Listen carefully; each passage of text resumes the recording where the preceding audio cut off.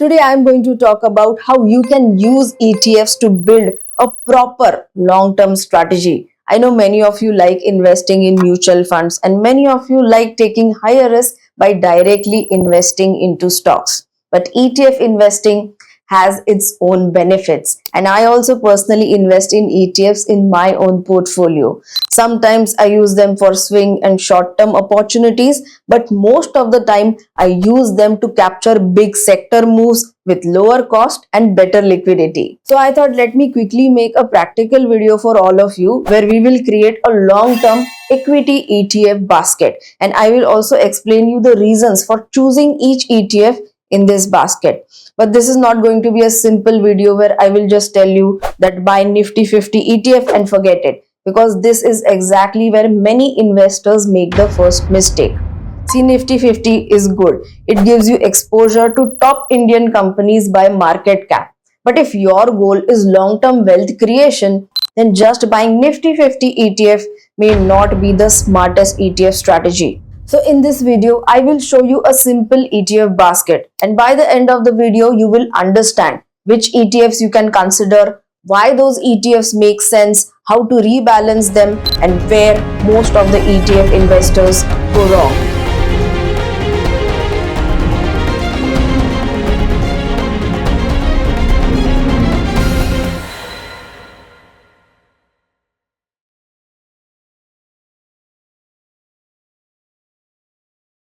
Now first let us understand why ETFs can be a good option for long-term SIP investing. And I'm not going to give you 8 to 10 textbook benefits. See, for me, ETFs matter only because of three powerful reasons. Now the first and the biggest reason is low cost. See, many ETFs charge an expense ratio starting from 0.05% to 0.20%, while many active mutual funds can charge 1 to 2%. Now, this may look like a small difference, but over 10, 15, or 20 years, this small cost saving can add lakhs to your final wealth. Second benefit, instant diversification. With just one ETF, you get exposure to 50, 100, or even 500 companies. So instead of depending on one stock or one fund manager, your money is spread across the complete basket. Now the third and the last benefit, flexibility and liquidity. ETFs can be bought and sold during market hours just like stocks. And this is very useful, especially when you want to enter a sector, book profits, or rotate your money from one sector to another. So yes, ETFs are simple. And now let's come to the first ETF category. Now many of the investors, when they think of ETFs, they straight away go and buy Nifty 50 ETF. Now, as I said earlier, Nifty 50 is not bad. It gives stability. But if you want better long-term growth potential, then there is one such index which has historically performed much better than Nifty 50.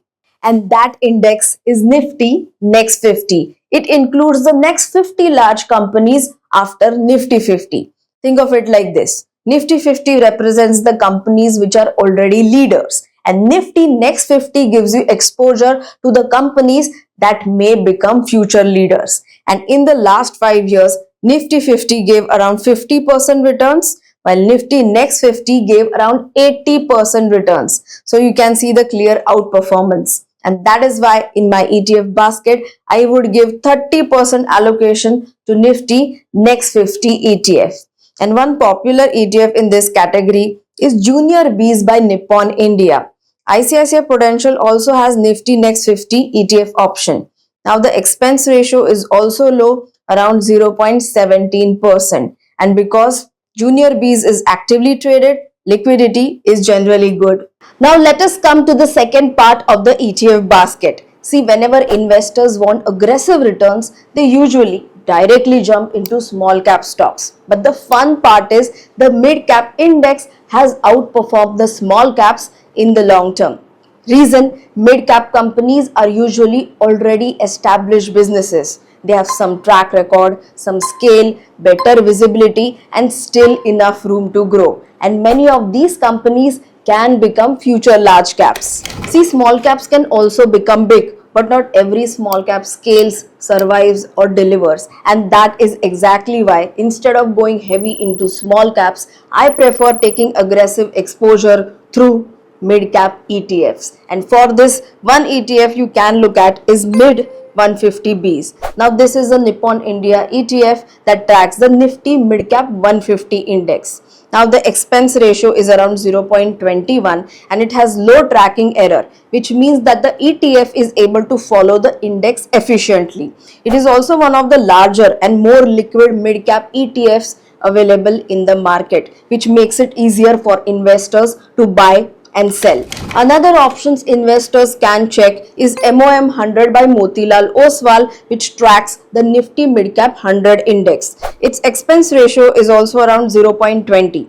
That is why in my ETF basket, I would give 30% of the allocation to mid-cap ETFs. Now we have allocated 30% to Nifty Next 50 and 30% to mid-cap ETFs. That means 60% of our portfolio is already invested in equity growth. But a good portfolio should not only think about returns, it should also think about protection. And that is where gold ETF comes in. And I am not giving a very big allocation to gold. I would keep around 10% of the portfolio. And the purpose of gold is not to beat equities. Its purpose is to act like a portfolio insurance. And for gold exposure, the common option is Gold Bees by Nippon India. And if you do not prefer Nippon India, you can also look at HDFC Gold ETF. And one important warning over here. Do not get blindly excited by every commodity ETF. See, copper ETF, uranium ETF, or any random metal ETF may sound attractive, but for most of the long-term investors, it is unnecessary and risky. So if you are building a simple long-term ETF basket, then gold ETF is enough for you. Now the question is, what about the remaining 30%? See, I would keep the remaining 30% for sectoral ETFs or tactical rotation. And this is the part where we try to generate alpha. Let me explain this with an example. Recently, we saw good opportunity in the Nifty Healthcare Index. The index had given a strong breakout and the risk to reward ratio looked attractive. So we told our clients to consider a healthcare ETF with a proper target and a stop loss. Now from our buy range, the ETF moved around 6 to 7% in just 1 month. Now 6 to 7% may not sound that big when you compare it to 1 year returns. But the important part is that these returns came in just 1 month. And if the target is around 12% and that target is achieved in just 3 to 4 months, then that same capital can be rotated into some other sector where the opportunity is better. And that is the power of ETF rotation. So you are not betting on one risky stock. You are taking the exposure to an entire sector. Your cost is low, liquidity is better, and your exit is planned. Now some of you may think, what is so great about 12-14% returns? My mutual fund can also give that. So for all of you asking this question, I have one more example. US Semiconductor ETF SOXX. Now here we took another sector bet on semiconductors and made around 70% returns. And that is why in our premium channel, we also give ETF recommendations with a proper target and a proper stop loss. So in this ETF basket, the remaining 30% goes to sectoral ETFs.